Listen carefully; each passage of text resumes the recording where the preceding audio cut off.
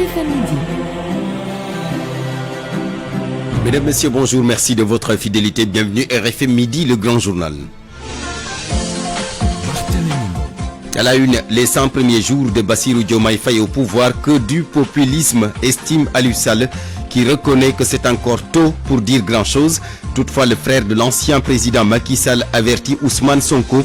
Bassirou Diomaye Faye, dit-il, est un faux mou et le Premier ministre risque de l'apprendre à ses dépens s'il ne fait pas attention. Aliou Sall, invité de la rédaction d'RFM ce matin, a aussi dit ses vérités à Mansour Faye. Secteur par secteur, les acteurs se prononcent sur les 100 premiers jours de Bassirou Diomaye Faye au pouvoir. Au niveau de la santé, c'est le statu quo. Aucun acte significatif n'a été posé, regrettent les acteurs. Même discours du côté de la culture, un secteur stratégique qui n'a même pas de ministère plein, mais adossé au département sport. Toutefois, les acteurs gardent espoir et pour l'ancien député Cheikh Oumar Sy, ça tourne en rond. Assassinat, homicide volontaire, vol aggravé, les 3 délits retenus contre le meurtrier présumé de la dame Awa Cissé à Kafountine.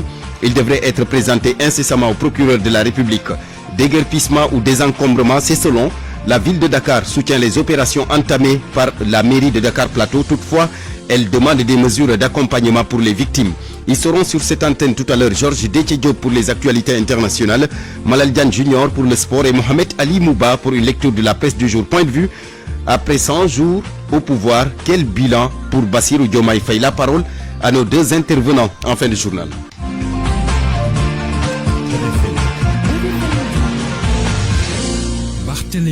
Bienvenue à tous à la technique de ce journal. Abdou Cham, l'on attendait sa réponse après les critiques et attaques de Mansour Faye. Eh bien, il a parlé. Il a parlé ce matin. Aliou Sall, invité de la rédaction d'RFM, entretien avec Babacar Fall, le frère de l'ancien président de la République, accusé d'avoir trahi Macky Sall suite à sa démission de l'Alliance pour la République. Pour lui, Mansour Faye est très mal placé pour l'accuser de traîtrise. Aliou Sall estime que c'est lui, Mansour Faye, la belle famille de l'ancien président en général, qui était à la manœuvre pour pousser son frère Macky Sall à faire un 3e mandat. Mohamed Ali Mouba. On ne trahit pas son propre frère. Les mots aux accents moralisateurs de Mansour Faye bourdonnent encore aux oreilles d'Aliou Sall. C'est parce qu'ils ont la charge d'une insulte. Je suis très surpris parce que, comme j'ai dit, on n'a aucune relation, ni d'amitié, ni d'animosité d'ailleurs. Et donc, je suis tout à fait surpris qu'il ait pris la liberté, pas seulement de critiquer une action politique de ma part, mais de s'immiscer dans mes relations avec mon propre frère. Je lui rappelle qu'il est beau-frère à Macky Sall, mais il n'est pas son frère. Quelle que soit la situation, je ne vais pas trahir mon frère. Ça, je crois que c'est extrêmement grave. D'abord, d'utiliser le mot trahir, c'est comme si il ne connaissait pas l'exacte définition de ce mot-là. Ça m'a tellement choqué que j'ai dû remonter l'état civil de mes parents et de mes aïeux. Mais j'ai été rassuré de savoir qu'il n'y a aucune histoire de trahison ou de traîtrise chez ceux-là. Et je l'invite à faire sa propre introspection auprès de ses parents et de ses aïeux pour voir s'il va trouver du vécu qui ressemble à de la traîtrise. En tout cas, moi, ce n'est pas le cas. En 12 ans de magistère, Aliou affirme avoir entretenu tout au plus des relations normales avec son frère Macky. Je ne le voyais presque pas en 12 ans. Je ne l'ai vu que 2 ou 3 fois. Macky Sall happé par le travail, mais surtout pris en tenaille par une belle famille qui complote. Je ne sais pas s'il était à la manœuvre, mais je suis affirmatif. Ce qu'il appelle le cercle restreint, c'est-à-dire ceux qui voyaient et qui parlaient à Macky Sall de façon permanente et qui se débrouillaient pour que personne d'autre ne puisse accéder à Macky Sall, avaient pour projet un 3e mandat. Heureusement que Macky Sall n'a pas accepté ce projet funeste et ce projet dangereux pour le pays et pour Macky Sall, et ils sont encore frustrés de cet échec-là. Ils sont encore frustrés de n'avoir pas pu réussir à faire reporter les élections et plonger le pays dans le chaos, parce que pour eux, le seul salut, c'est d'être derrière Macky Sall, parce que de façon intrinsèque, ils n'ont aucune valeur ni aucun potentiel pour pouvoir assumer des responsabilités politiques dans ce pays. Macky Sall a repris sa lucidité, le 3e mandat a foiré. Le projet aujourd'hui, c'est de capturer la paire.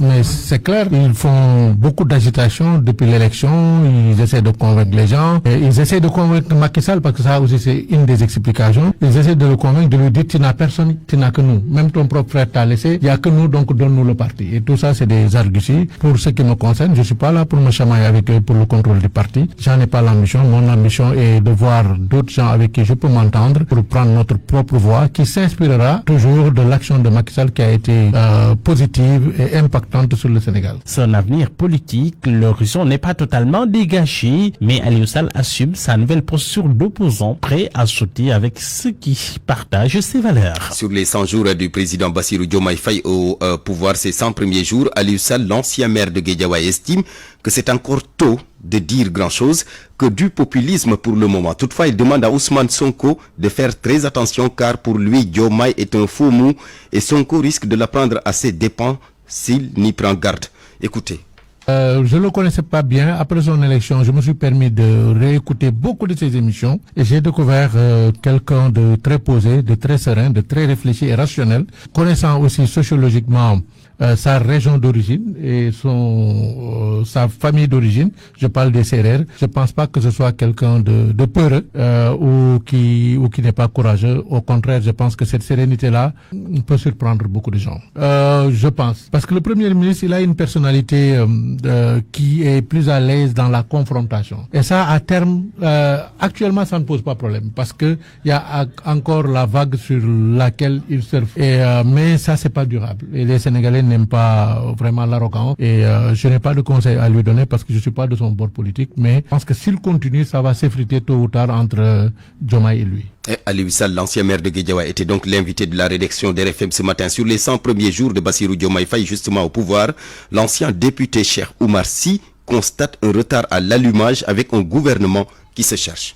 Jusqu'à présent, les gens sont dans une réelle attente de voir qu'est-ce qui va se faire économiquement, parce qu'on n'a pas encore le référentiel, on n'a pas encore une vision par où le gouvernement va aller, on n'a pas encore vu une concrétisation des actes qu'ils veulent poser, à part, comme j'ai dit, les assises de la justice. Donc, il y a quand même une pression qui est là et que les jeunes, on l'a vu à travers récemment tout ce qui c'est les manifestations à Sandaga et les marchands ambulants, qu'il y a des problématiques qui sont là, auxquelles ils doivent faire face et auxquelles ils doivent avoir des réponses immédiates. Ils avaient promis, arriver au pouvoir 2 mois déjà à l'avance, ils auraient des solutions pour cela. Ils avaient promis qu'ils ont un projet qui est là, qui est ficelé, qui est prêt à être mis en œuvre. Bon, le moteur n'a pas encore pris. On a l'impression que ça tourne encore en rond, ça se cherche. L'autre problématique qui se pose et qui est un problème réel, c'est qu'ils sont en train plus ou moins de créer un traumatisme fiscal. Aujourd'hui, il y a beaucoup d'entreprises qui sont aujourd'hui sous l'œil de la fiscalité. Le Premier ministre a parlé de révision des contrats. Les partenaires techniques et financiers vont être dans la réserve. Beaucoup de gens ne vont pas mettre leurs ressources actuellement en attendant de voir où va le gouvernement. Ça ne rassure pas les bailleurs. Parce que si aujourd'hui on est en train encore de réviser tous les contrats, ça veut dire que tous les partenaires vont attendre ce que l'État va dire à partir de ces contrats-là. Quelles sont les mesures que l'État va prendre, ça freine l'économie. Et ça, ils n'ont que 5 ans pour faire démarrer le moteur. L'ancien député Cheikh Oumar Sy qui répondait aux questions de Ladjindio Goudjen. Secteur par secteur, les acteurs se prononcent sur les 100 premiers jours de Bassirou Diomaye Faye au pouvoir. Au niveau de la santé, par exemple, c'est le statu quo, ce que dénonce l'alliance Ande Gueusseum.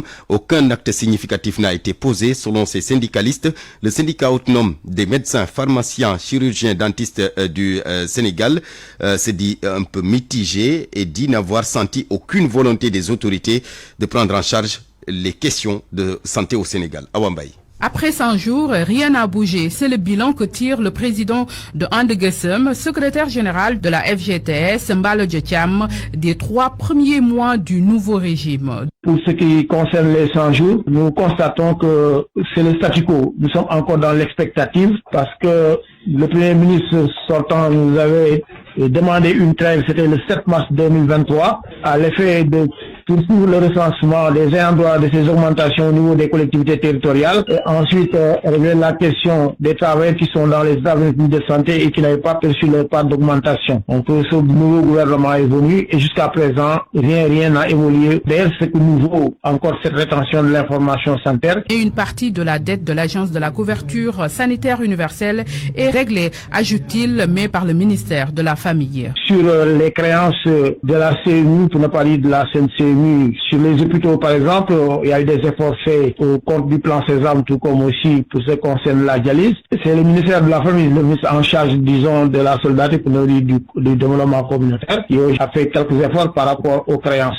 Pour le syndicat autonome des médecins, pharmaciens et chirurgiens dentistes du Sénégal, la santé n'apparaît pas comme une priorité dans les différents discours et actions des autorités durant ces 100 premiers jours. Voilà, en ce qui concerne le bilan de l'actuel régime, le SAMES est très mitigé. Quant à la priorité qu'accorde actuellement le régime, aux préoccupations du système de santé. Pour plusieurs raisons, parce qu'on l'a constaté ni dans les discours ni dans les actes posés. On ne sent l'intérêt que ce régime accorde à ce secteur. Pour exemple, récemment, on a noté quelques nominations au sein du ministère, mais qui ne plaident pas en faveur du slogan annoncé, notamment le Jubal Jubanti. Les différentes organisations du secteur de la santé sont restées sur leur faim pour le premier trimestre du nouveau régime et espèrent une redynamisation du secteur de la santé pour le bien de tous. Awambaï, merci. C'est le même discours du côté de la culture, un secteur stratégique qui n'a même pas de ministère plein, mais plutôt adossé au département sport.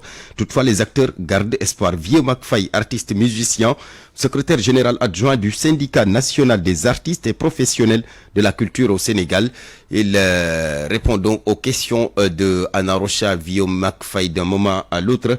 Il se prononce sur les 100 premiers jours du président Bassirou Diomaye Faye au pouvoir, les acteurs culturels qui disent n'avoir pas noté grand-chose, mais toutefois ils gardent encore espoir. Le secteur de la culture qui, je le rappelle, n'a pas de ministère plein, mais plutôt adossé au département sport. Vieux Macfaï, donc ce sera lors de nos prochaines éditions. Midi 11 minutes. Nous allons justement reparler de ces 100 premiers jours de Bassirou Diomaye Faye au pouvoir. Ce sera dans la rubrique Point de vue. La suite du journal après ceci. RFM, la radio de toute l'actualité. Kafountine, le présumé meurtrier de la dame Awa Cissé, devrait être présenté incessamment au procureur de la République près le tribunal de grande instance de Ziguinchor. Il est poursuivi pour assassinat, homicide volontaire et vol aggravé, une étape cruciale qui intervient après la reconstitution des faits qui a eu lieu en début de semaine, mardi pour être précis, à Kafountine, Lamine Ba. Le dossier de l'assassinat de la dame Awa Cissé de Kafountine et des agressions sur plusieurs autres femmes va connaître d'autres développements dans les prochaines heures. Après avoir été conduit par les enquêteurs sur les lieux du crime pour les besoins de la reconstitution des faits, le présumé meurtrier d'Awa Cissé devrait être présenté incessamment au procureur de la République près le tribunal de grande instance de Ziguinchor. Selon une source proche du dossier, l'homme devrait être poursuivi pour assassinat, homicide volontaire et vol aggravé. Ce face-à-face imminent avec le procureur devrait déboucher sur la délivrance d'un placement sous mandat de dépôt qui sera suivi de l'ouverture d'une information judiciaire. Le présumé assassin de la dame Awa Cissé devrait aussi être entendu par le maître des poursuites sur les 11 autres agressions dont il aurait avoué être l'auteur selon toujours une source proche du dossier. Des étapes nouvelles dans ce dossier criminel qui a fait couler beaucoup d'encre au regard de l'atrocité du crime commis sur la dame Awa Cissé, mais également la psychose que cette affaire a installée dans la ville de Kafountine. Une affaire suivie de très près par l'opinion et les organisations féminines de la société civile, très attentionnée par le développement judiciaire de cette affaire. À Kafountine particulièrement, les oreilles sont aussi tendues vers Ziguinchor pour s'enquérir du sort qui sera réservé à celui qu'on soupçonne d'avoir plongé leur localité dans la terreur entre janvier et juillet 2024. Lamine Ba, Ziguinchor, Radio Futur Média. Se sit-in ce matin des travailleurs du Centre national d'appareillage orthopédique. Ils réclament de meilleures conditions de travail, le paiement des arriérés de motivation et dénoncent par la même occasion les recrutements qu'ils jugent abusifs du directeur. Ces travailleurs ont entamé, vous le savez, depuis quelques semaines d'ailleurs, un arrêt de travail de 9h à 12h et ils promettent de durcir le ton. Salimata Aou. Ils ont abandonné les salles de consultation pour s'installer dans la cour du centre. En brassard rouge, ces travailleurs sont en arrêt de travail pour dénoncer leurs difficiles conditions. Abdou Suleiman Sagna. Que d'abord, la trésorerie du centre est carrément dans le rouge et qu'il y a beaucoup de cotisations sociales qui ont été coupées et qui n'ont pas été reversées. D'abord, les travaux de chantier qui sont là, qui ont duré quand même plus d'un an maintenant, 18 mois à peu près, alors qu'au départ, les travaux étaient prévus pour maximum 6 mois. Alors on s'est rendu compte que quand même on a cassé un service et c'est un service public alors qu'on ne peut pas le reconstruire. Et là, nous nous entassons dans une seule salle pour faire tout le travail qu'on faisait là. On a introduit un préavis de grève parce que là, ce sont des sittings, c'est juste des arrêts de travail, juste un mouvement d'humeur. Mais on a introduit un préavis de grève. Des bâtiments inachevés, un retard dans le paiement des motivations, puis encore, selon eux, un recrutement abusif au sein de la structure El Hadj Diagne. Tout au début, disait que c'était des stagiaires qui sont là pour apprendre. On n'a pas vu le diplôme. Et maintenant, du coup, ils sont passés de stagiaires stagiaires peut-être rapidement à prestataires ou bien même brûler les étapes jusqu'à un contrat. Alors là, c'est ce qui d'ailleurs, la production, le chef de service, et là si on fait même une évaluation générale des services, on se rend compte que 2002, 2003, 2004, la production est revue à la hausse. Donc les gens travaillent. S'ils disent que donc les gens ne travaillent pas, c'est parce que tout simplement avec ce recrutement, la masse salariale est supérieure à la production. Et du coup, ça se répète que parce que sur le calcul des motivations, c'est 25% des recettes. Cet arrêt de travail, un point sur les étapes à franchir. Les syndicalistes promettent d'aller jusqu'au bout pour retrouver le visage d'antan de leur structure.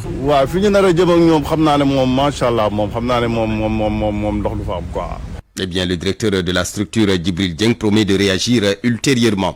Détournement présumé d'un montant d'1,8 milliard de francs CFA à la Caisse de sécurité sociale. Eh bien, dans ce midi, nous essayons de comprendre comment est-ce possible.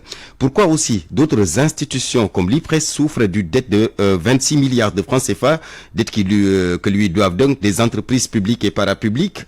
Et qu'en est-il du compte de l'IPRES ouvert dans le livre de la recette générale? Voyons tout cela avec Koumba Sandiane Faye. Beaucoup s'interrogent sur la possibilité concernant cette affaire de détournement d'1,8 milliard à la Caisse de sécurité sociale. C'est parce que les choses ne sont pas bien verrouillées et que le contrôle devrait être régulier, nous dit Lamine Fall, secrétaire général adjoint de la synthèse. Parce que si les gens arrivent à faire des détournements de presque 2 milliards, c'est parce qu'effectivement les procédures n'ont pas bonnes, particulièrement le contrôle. Parce que aussi, si c'était bien verrouillé et que le contrôle se fasse correctement, certainement on n'en arriverait pas à ces niveaux de détournement. Ce qui nous permet d'ailleurs de parler des contraintes et risques qui entravent le fonctionnement des institutions de prévoyance sociale comme l'IPRES. Des entreprises publiques et parapubliques doivent beaucoup à l'institution, par exemple, dette qui s'élève à 26 milliards de francs CFA. Lamine Fall de la synthèse peut en témoigner. Sur des retards de cotisation, et il faut qu'effectivement qu'elles payent. Parce que, comme l'ont dit d'ailleurs les nouvelles autorités, c'est comme les impôts. Pas prélever des cotisations et les laisser dans sa trésorerie. Ça existe, c'est vrai. Les autorités de l'IPRES, la direction générale surtout, la direction du recouvrement, travaillent là-dessus. Et je pense qu'il y a des pas d'ailleurs pour certains hôpitaux. Je pense que déjà il y a des choses qui ont bougé maintenant. Mais ça reste pour d'autres sociétés, il faut le dire. Pourtant, le guichet unique aide beaucoup l'IPRES, même si parfois on note aussi des failles, reconnaît Samuel Ndour, secrétaire général adjoint de la synthèse FC. Et ce système-là nous a permis de voir qu'il y a beaucoup de sociétés qui cotisaient pour la caisse et ne cotisaient pas à l'IPRES. Alors ça a amené des régularisations qui ont été vraiment favorables à l'IPRES. Mais aussi, ce système a permis de voir quand même qu'il y avait beaucoup de fraude au niveau de la caisse comme au niveau de l'IPRES. Et ça a permis quand même de corriger ces manquements, ce qui fait aussi le manque à gagner qu'il y avait au niveau de l'IPRES et au niveau de la caisse sont devenus quand même des avantages. Mais aussi les sociétés qui sont un peu faibles financièrement, ne pouvant pas cotiser en même temps pour la caisse et pour l'IPRES. Autre problème rencontré par l'institution, ce sont là les difficultés à mobiliser le compte de dépôt de l'IPRES, ouvert dans les livres de la recette générale du Trésor au nom de l'institution et qui affiche un compte créditeur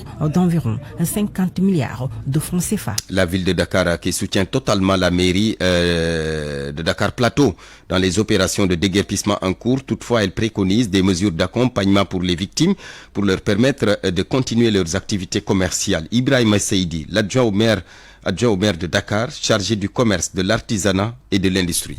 Non, on n'a pas de problème là-dessus. On est en phase avec les maires. Puisque, comme vous le savez, l'encombrement est une situation réelle au niveau de la capitale. On a senti que les piétons ont des problèmes, les trottoirs sont occupés. Si l'État central, en rapport avec les maires des communes, organise des opérations de désencombrement, nous pensons qu'il doit y avoir toujours des mesures d'accompagnement. C'est ce qui avait inspiré le maire Khalifa Sall à initier à construire des centres commerciaux comme le centre de Djilimbey, le centre de Félix Ouboué. Mais le problème qu'on a, c'est que les marchands ambulants ne veulent pas intégrer ces centres-là. Puisque ce centre Félix Ouboué, qui a une capacité de presque 3500 places attribuées, les commerçants ne veulent pas intégrer ce centre. Raison pour lesquelles nous, au niveau de la ville de Dakar, on est en train de trouver des formats.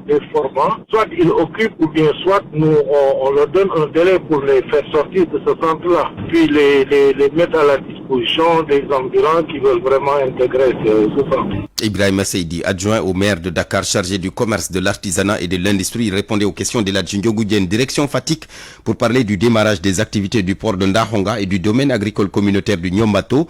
Les élus locaux du département de Foundiougne ont saisi l'occasion de la visite du ministre Biram Souley Diop pour interpeller les autorités étatiques. De nombreux villages du département sont également difficiles d'accès. Il faut des routes goudronnées et des pistes pour soulager les populations. Aminata Goudiaby. Les jeunes du département de Foundiougne le réclament depuis 7 ans maintenant. L'aménagement du domaine agricole communautaire du Nyombato et la mise en service du port de Ndahonga inauguré en 2015.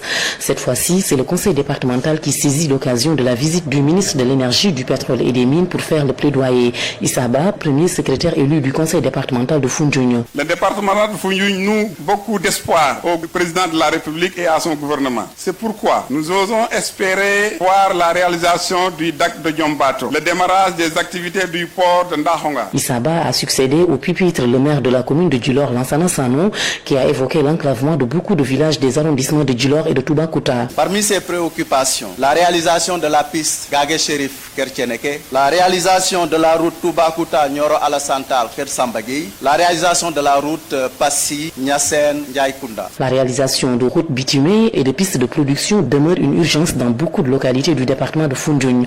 En période d'hivernage, les populations sont presque coupées du reste du monde. Issaba. Le bitumage des pistes Djilor Sokone, Toubakouta Missira, Toubakouta Koular, Sirman Kersambagui Baria, la boucle du Log avec Foundiougne, Soum, Bassis et Mbam, et également le désenclavement de la zone les îles du Saloum. L'eau potable est inexistante dans plusieurs communes du département de Foundiougne. L'accès au financement pour les femmes reste un casse-tête. Le niveau d'électrification est également faible dans cette partie de la région de Fatick. Une amélioration sera cependant notée avec l'électrification annoncée de 110 villages dans le département de Foundiougne par le MCAI. Les travaux ont été lancés ce jeudi dans un village de la commune de Djilor. Aminata Goudiaby, Fatick RFM. L'actualité internationale. Bienvenue Georges Déthié Diop. Merci Barthélémy Ngom. Burkina Faso d'abord, le capitaine Ibrahim Traoré charge ses voisins ivoiriens et béninois. Il accuse la Côte d'Ivoire et le Burkina Faso de vouloir déstabiliser le Burkina Faso. Dans un discours, la Côte d'Ivoire et le Bénin plutôt de vouloir déstabiliser le Burkina Faso. Dans un discours aux forces vives de la nation hier, le capitaine Ibrahim Traoré a dénoncé l'établissement dans ces deux pays de base française qualifiée de centre des opérations terroristes. Il y a bel et bien à Abidjan un centre des opérations pour déstabiliser notre pays. Personne ne peut le nier et nous ferons les preuves dans les jours suivants. Nous vous montrerons des preuves physiques. Vous allez comprendre de quoi nous parlons. Personne ne viendra nous dire qu'au Bénin, il n'y a pas de base française dirigée contre nous. Nous avons les preuves sous la main. Deux bases importantes. Nul ne peut le contester et je les mets au défi. Et nous n'avons rien contre le peuple béninois. Là, nous avons un problème avec la politique des dirigeants béninois.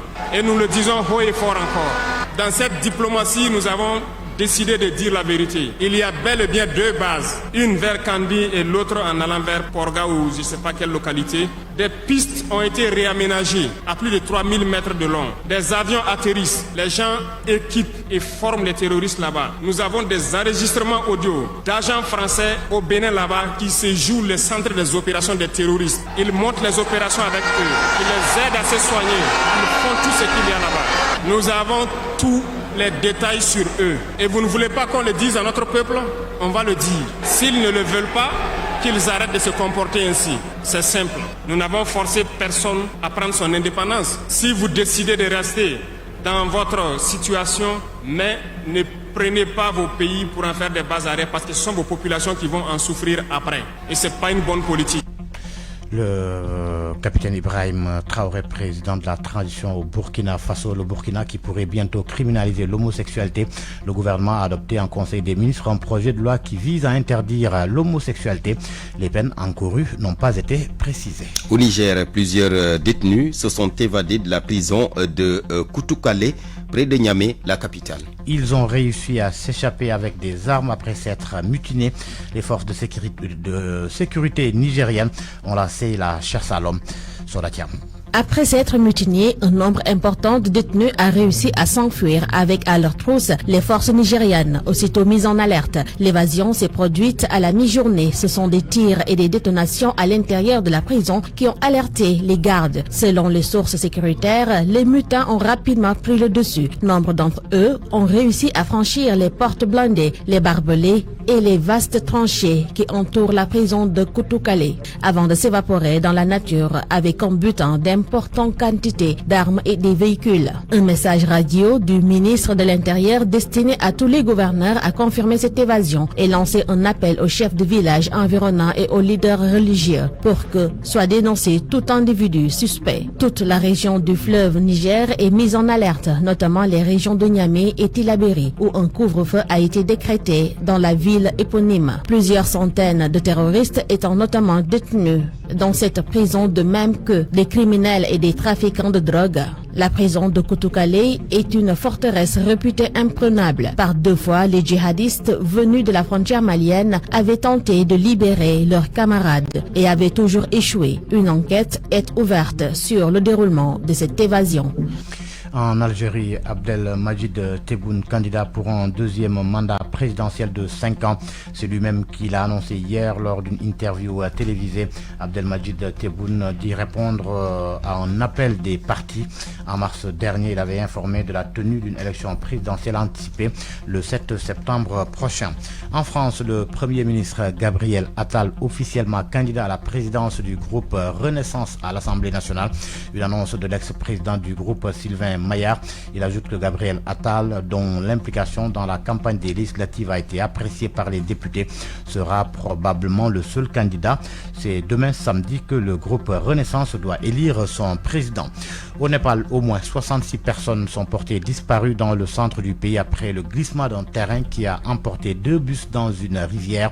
L'un avait 24 passagers et l'autre 42. Merci beaucoup Georges Déthié pour ces actualités internationales. Parole aux auditeurs. L'actualité, qu'en pensez-vous? Moi je pense que vous devez. Réagissez dans nos éditions d'information sur l'actualité. Bonjour. Du lundi au vendredi, vous avez la parole sur RFM. Après 100 jours au pouvoir, quel bilan pour Bassirou Diomaye Faye? La parole à nos intervenants, nos 2 intervenants tout à l'heure donc. Ce sera après la revue de la presse. Nous serons avec Moustapha Sarré, ministre porte-parole du gouvernement, membre du parti PASTEF, et Zahra Iyane Thiam, ancienne ministre, membre de l'Alliance pour la République, l'APR, et de Benno Bokk Yakaar. RFM Sport. Bonjour Malal Diagne Junior. Bonjour Barthélémy. La Coupe du Sénégal de football, Louga se mobilise pour la finale. Après Mbour, nous avons fait un tour dans la capitale du Ndiambour pour voir comment les supporters préparent cette finale prévue demain au stade Maître Abdoulaye Wade. Reportage Nafissatou Ndiaye. La dernière séance d'entraînement des férus de foot s'est déroulée dans une parfaite ambiance. Des supporters sont venus de partout pour motiver l'équipe de l'A2F. Ibrahim Gueye, membre du comité supporter. Nous comptons accompagner l'équipe à Dakar tout en essayant de coordonner la population lougatoise au niveau des ASC de Barkik, KMR. Et chaque ASC, donc, nous avons des représentants qu'on appelle donc les présidents des supporters. Les férus de foot sont plus que jamais déterminés pour sortir vainqueurs face à l'équipe de Mbour Petite Côte. Mohamed Bakili est leur coach titulaire. Une finale, on la joue pour la gagner, je pense. Donc on va essayer de mettre tous les ingrédients de notre carré pour pouvoir gagner ce match. Mbour Petite Côte, je pense que c'est une bonne équipe. C'est pour ça qu'ils sont en finale aussi. La levée de fonds destinée à la préparation de la finale a connu une réussite selon Khalifa Ababakar Gueye, fondateur de l'académie Les Férus de foot. La cagnotte, on n'a pas encore fait le total, mais je sais qu'on a dépassé le million et tout ça a été donné par des locatoires. En dehors de ça, il y a le conseil départemental nous a donné 500 000, la mairie nous a donné 2 millions, en dehors des 2 millions nous a offert 10 bus. Donc peut-être si on fait le total, on va avoisiner les 5 millions. L'équipe de l'A2F, les membres du staff et les supporters sont prêts à aller à l'assaut de Mbour Petite Côte ce samedi au stade Maître Abdoulaye Wade de Diamniadio. C'est pour ramener la coupe dans la capitale du Ndiambour. Nafissatou Ndiaye, Louga, Radio Futur Média. Nafissatou Ndiaye, Malal, football toujours, mais cette fois-ci, c'est pour parler de la Coupe d'Europe, la finale qui se joue ce dimanche. L'Espagne est favorite. L'Espagne est favorite, 6 matchs, 6 victoires avec un football plaisant et convaincant et très réaliste. Momar Thioune, l'un de nos consultants, analyse le football produit par l'Espagne, mais également celui de l'Angleterre. on va vers une finale très disputée, avec deux styles de jeu différents, un engagement de tous les instants, un fighting spirit à la britannique que les Anglais ont revalorisé, sans compter de l'autre côté maintenant, le jeu léger, fait de possession, de permutation et de jeux construits au niveau des Espagnols. L'un dans l'autre, on va vers deux équipes avec des talents confirmés. Autant nous avons Bellingham, Foden au niveau de l'Angleterre, mais de l'autre côté, le fer de lance de l'équipe pourrait s'appeler un jeune du nom de Yamal. Donc on va vers un match présent, beaucoup de densité, mais il va falloir que toutes les occasions ratées de part et d'autre soient concrétisées pour que nous ayons vraiment un spectacle de haut niveau. L'Espagne est favorite par rapport à son jeu, c'est une position qui leur permet de ne pas se fatiguer trop vite, parce qu'il faut aller vers des prolongations ou bien vers un match fermé. Il va falloir avoir des espaces très réduits, donc un jeu très serré qui va faire que toute sorte de densité, on va voir ça dans le jeu. Donc le jeu sera dense, l'équipe qui sera physiquement la plus prête pourrait remporter la victoire, mais c'est l'Espagne qui est la favorite. Notre consultant Momar Thioune, finale donc ce dimanche entre l'Espagne et l'Angleterre. Malal, on termine avec du basketball et du rugby. Le basket avec le match d'appui pour déterminer l'équipe qui ira en finale pour la Coupe du championnat national. Ce sera ce soir à Marius Ndiaye. L'AS Douanes joue contre le Duc Rugby. La Coupe d'Afrique des Nations prévue du 18 au 29 juillet prochain en Ouganda. Le sélectionneur du Sénégal a publié la liste des joueurs retenus pour défendre les couleurs nationales. C'est Koussaro que nous écoutons. Nous avons fait une liste de 28 joueurs, des joueurs CNF issus du championnat français et des joueurs locaux. L'objectif était de pouvoir mettre les meilleurs joueurs pour performer. Nous avons aussi deux nouvelles têtes, notamment des joueurs évoluant dans le championnat sénégalais qui ont performé cette année et du coup ça nous tenait à cœur de les faire commencer sur du haut niveau. Donc on les a mis dans cette liste pour pouvoir jouer ce premier match qui sera le Kenya. Le Kenya est une très belle équipe qui joue les premiers rôles dans le rugby africain et qui a les 2 ou 3e places. La dernière fois qu'on les a rencontrés, on a gagné au Kenya. Je pense qu'ils l'auront toujours en tête et voudront du coup gagner contre nous. On a aussi dans cet objectif de performer, donc on va là-haut pour faire de performances. On sait que c'est une équipe qui a de grosses qualités athlétiques, donc à nous d'être efficaces sur les fondamentaux et de les mettre à mal et pourquoi pas réitérer le même résultat que la dernière fois. La suite du journal après Oui. La suite du journal après quoi? C'est la revue de presse qui vient tout de suite. On y va là. Merci Malal Diagne Junior. La presse de ce vendredi. Lecture, commentaire. Mohamed Ali Mouba, bonjour. Bonjour. Diomaye Faye, 100 jours à la tête de l'État du Sénégal. Pas de quoi parader enfin. Le quotidien résume le sentiment presque général. Sans flonflon ni cotillon, le trimestre triste, maigre bilan, tout comme le moral de quelques Sénégalais, les jeunes apparemment. L'étendard de l'espoir qui flottait au vent nouveau de la République il y a juste 3 mois s'enchevête dans le maras ambiant. Le journal parle de projet sans rupture. Le président et le premier ministre squattent l'hôtel Azalaï. 3 mois, les pieds dans l'eau aux frais de la princesse. Le journal note que les audits, la justice, la diplomatie restent les chantiers. Ousmane Sonko plonge Diomaye dans l'ombre et prend la lumière pour lui tout seul. La paire qui se déconfine renvoie à Ngundu et à Koromak leur copie déballage à haut débit de Gomsabop. Le biétiste de Besbi le jour, il va lui aussi sur une main aussi lourde. Justement, sur cette conférence de presse annoncée aujourd'hui par les services de la présidence, Diomaye qui fait face à la presse sénégalaise, là ça note qu'il se jauge. Le journal parle d'exercices périlleux à surmonter. Pendant ce temps, la classe politique sénégalaise, l'opposition notamment, se cherche elle aussi. Amadouba et son style politique. L'observateur qui a fait analyser relève qu'Amadou est toujours à bas régime. Il est plus que dans la discrétion. C'est un atout selon lui, mais une faiblesse aussi. Sans faiblesse, Aliou Ndoye prend son courage à deux mains et déguerpit les ambulants en centre-ville. Selon Réumi Quotidien, le maire de Dakar Plateau assume et interpelle le président. Les ambulants très mécontents ruminent leur colère contre le régime en place. Le témoin qui fait le bilan des derniers affrontements entre agents municipaux et marchands ambulants note que 2 blessés ont été notés à Dakar Plateau. On retrouve le même Aliou Ndoye dans Vox Populi et il se braque. Les opérations vont continuer. Il annonce par ailleurs l'érection d'un centre commercial R+5 dédié aux tabliers et ambulants. Ces derniers appellent et au dialogue et regrettent les événements. Aliou Ndoye regrette lui aussi que l'État ne l'accompagne pas suffisamment. Enquête note que les opérations de déguerpissement, en tout cas c'est une bombe à retardement. Le journal Le Mandat en profite pour s'intéresser aux relations entre marchands ambulants et le régime en place.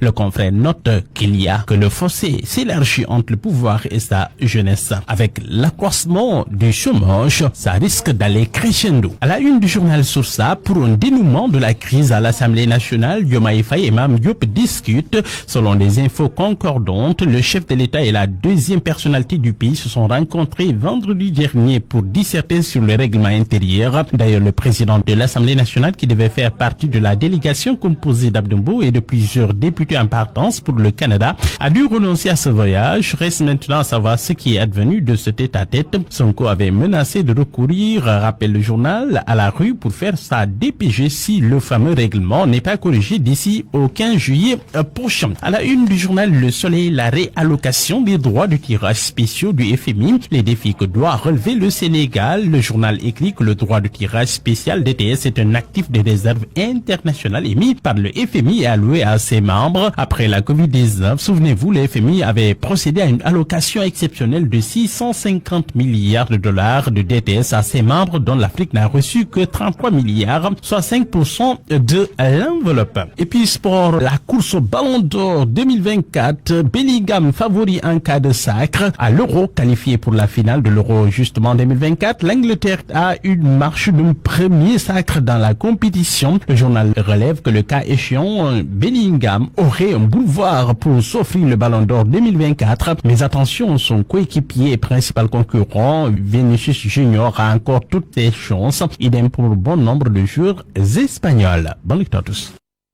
Point de vue. Regard croisé sur l'actualité du jour.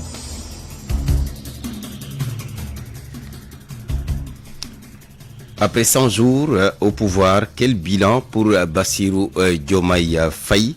On en parle donc à l'instant dans la rubrique Point de vue. Nous sommes en ligne avec Moustapha Sarré, ministre porte-parole du gouvernement, membre de PASTEF. Monsieur le ministre, bonjour. Bonjour. Monsieur le ministre, donc Moustapha Sarré. Notre deuxième intervenant, Zahra Yantiam, bonjour. Bonjour. Ancienne ministre, membre de l'Alliance pour la République et de Benno Bokk Yakaar. D'abord, la parole à Moustapha Sarré, porte-parole du gouvernement, membre du parti PASTEF. Monsieur le ministre, cela fait exactement 100 jours que Bassirou Diomaye Faye a été investi président de la République du Sénégal, le 5e chef de l'État sénégalais porté par une légitimité politique et populaire qui a donc promis une rupture et une justice sociale. Renforcer l'état de droit, lutter contre la corruption, entre autres, sous le sceau du triptyque Dioub Dioubal Dioubanti. 100 jours après, est-ce que vous, monsieur le ministre, vous sentez les prémices d'un tel engagement? Merci beaucoup, monsieur Ngom. Je ne suis pas le seul à sentir les premiers prémices, bien sûr, parce que tout le peuple sénégalais a bien vu les premiers pas qui ont été posés depuis le 2 avril jusqu'à aujourd'hui.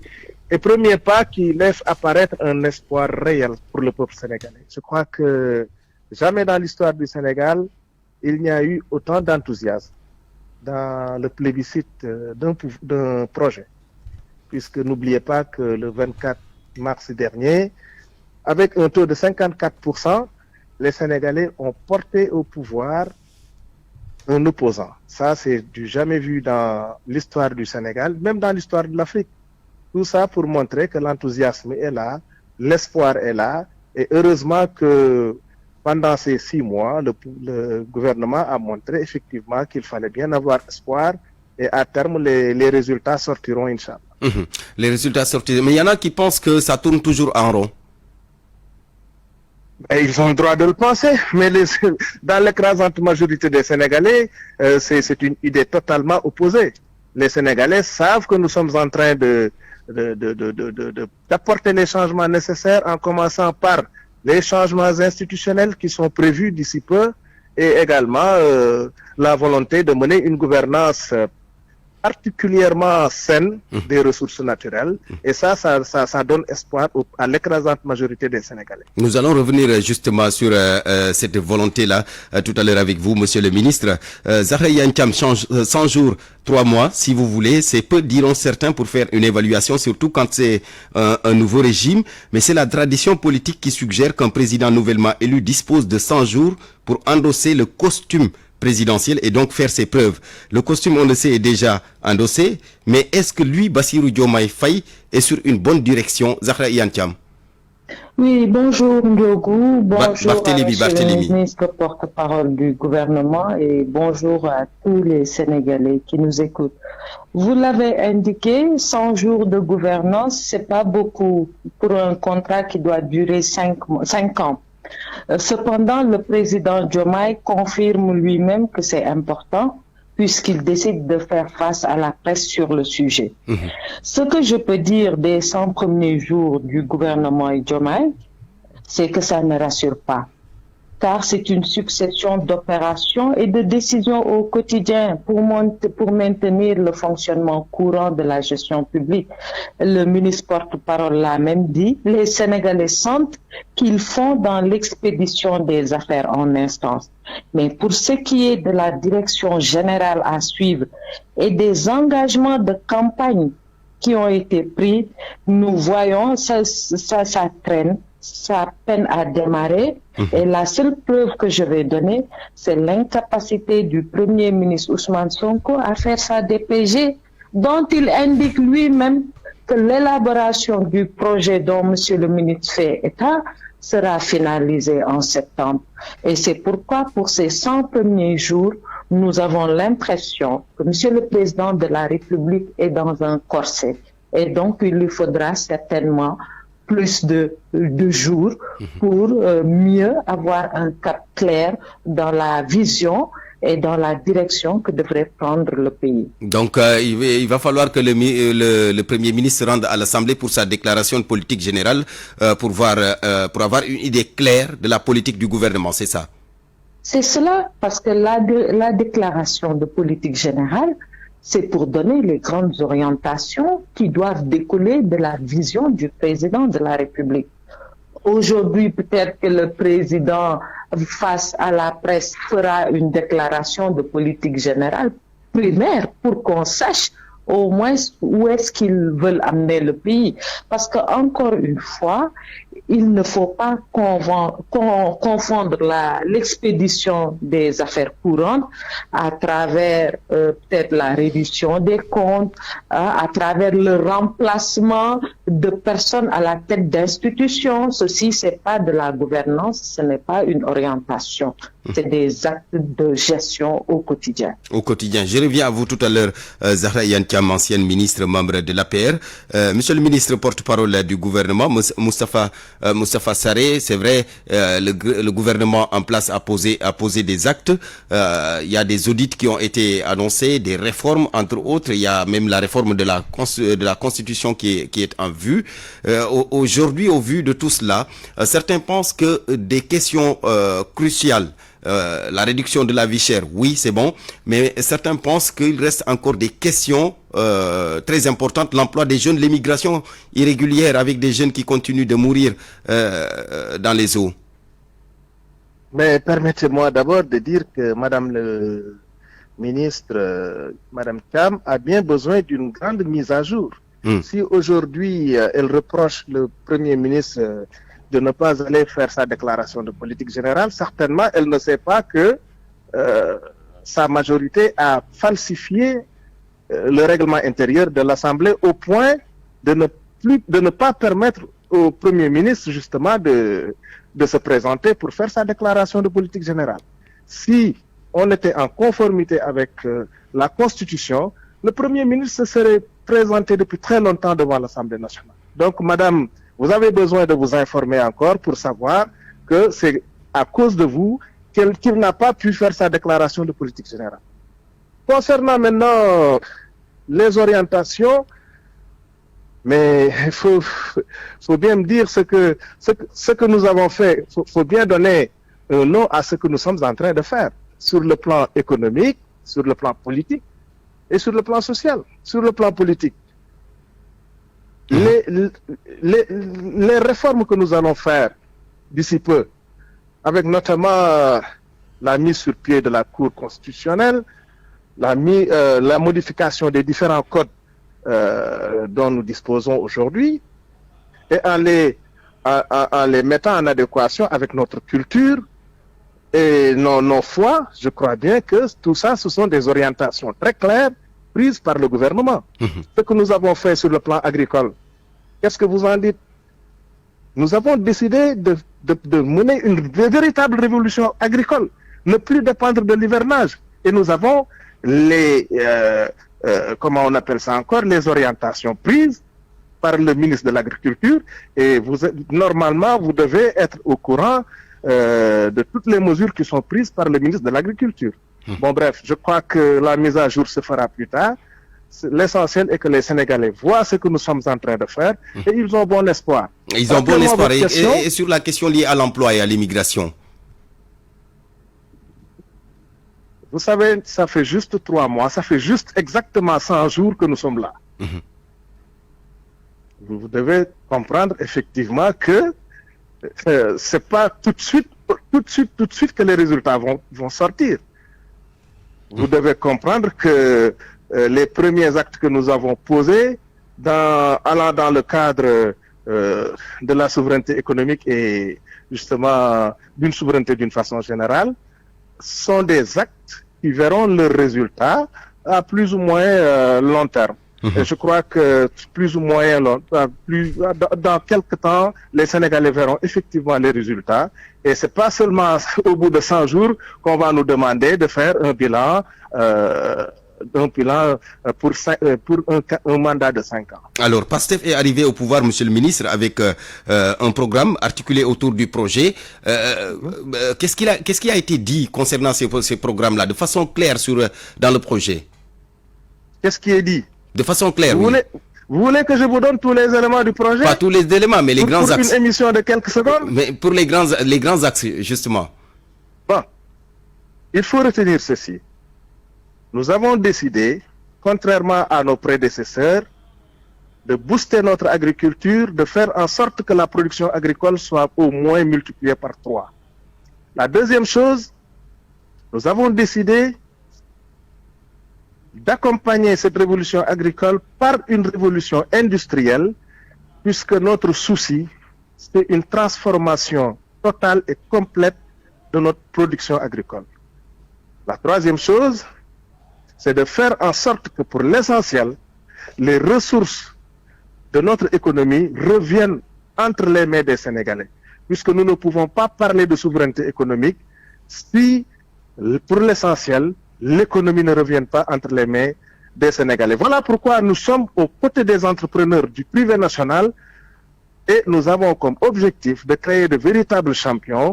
Voilà en gros ce que prépare... Et c'est ce qui explique selon vous cette volonté de renégocier les contrats, c'est ça?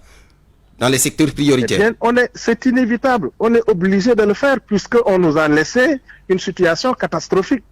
Voyez-vous ce qui se passe dans le pétrole? Voyez-vous ce qui se passe dans le domaine de la pêche? Nous avons l'obligation de renégocier avec nos partenaires toutes les conventions que nous trouvons tout à fait déséquilibrées. Nous allons discuter avec eux, discuter dans la convivialité avec tous ceux qui ont bénéficié de ces contrats-là. De ces contrats. Merci beaucoup. Merci Moustapha Sarré, ministre porte-parole du gouvernement, membre de PASTEF. Zahra Iyane Thiam, ancienne ministre, membre de l'APR. Je termine avec vous. Aujourd'hui, est-ce qu'il faut laisser le gouvernement dérouler ou alors vous allez suivre pas à pas les réalisations, les actions qui vont être posées? Ah oui, nous allons les laisser dérouler. Tout en étant des alertes. On va jouer un rôle d'alerte. J'aimerais attirer l'attention du ministre porte-parole que nous ne disons pas, juste après 3 mois de gouvernance, qu'il faille donner des résultats. Ce que nous demandons, c'est une indication claire, une orientation claire Et pour rappel, pensez que les députés qu'au niveau de l'Assemblée nationale, nous avons des députés de la majorité, des députés de PASTEF, des députés de Yewwi serait pas un excellent signal pour, comme il le dit, une élection qu'on n'a jamais vue en Afrique, même si je pense qu'il restreint l'Afrique juste au Sénégal, parce que ce n'est pas cela la question. Ce qu'on lui demande, et pourquoi c'est important d'avoir une orientation stratégique. On parle de réforme de la Constitution. Comment est-ce qu'il compte faire cette réforme de la Constitution sans l'Assemblée nationale? Il faut qu'il nous dise, il ne s'agit pas d'avoir des vœux pieux. On va réformer on va amener une cour constitutionnelle, on va réformer les codes, on va renégocier les contrats. Heureusement que le premier baril de pétrole qui sort, c'est entre leurs mains. Parce que rappelez-vous, ils avaient dit que l'exploitation avait commencé depuis 2016. Donc la mise à jour en réalité qui doit se faire, c'est le diagnostic qui est attendu de gouvernants. Nous n'avons pas besoin de révolution agricole, nous n'avons pas besoin de révolution industrielle, nous avons besoin de plans clairs, de programmes réalisables, réalistes, qui amélioreront les conditions des Sénégalais à travers une croissance économique qui passe par le développement des secteurs. Vous avez donné la parole aux secteurs, que ce soit le secteur de la santé, le secteur de l'artisanat, le secteur du commerce, mais personne ne sent les choses bouger parce que le gouvernement porte des œillères, ils ont bouché le système auditif et n'en font qu'à leur intelligence. Lorsque le Sénégal n'a pas besoin de réinventer sa roue. Ce dont le Sénégal a besoin aujourd'hui, c'est d'une vision claire, partagée avec l'ensemble des populations, qui en donnent leurs observations, et nous, en tant qu'opposition républicaine, nous laisserons dérouler le gouvernement librement pour l'intérêt des Sénégalais et des Sénégalaises. Parce que nous estimons que le président Diomaye Faye n'est pas le président de 54, et quelques % de Sénégalais. Il est le président de tous les Sénégalais. Par conséquent, la première rupture, c'est de se départir de cet esprit partisan pour rassembler le Sénégal unifié autour de son développement. Merci beaucoup Zahra Iyane Thiam, ancienne ministre, membre de l'APR et de Benno Bokk Yakaar. Merci également à Moustapha Sarré, ministre porte-parole du gouvernement, membre du parti PASTEF. Mesdames, Messieurs, merci à vous. C'était point de vue plutôt le dernier point donc de ce journal qui vous a été présenté par Barthélémy Ngom. Mise en onde Abdou Thiam, réalisation El Hadji Ndiogou Diène, chef d'édition Mama Soukan. El Hadji Ndiogou sera là dans moins de 8 minutes à 13h pour le Wolof. Bonne suite de programme sur la radio Futur Média.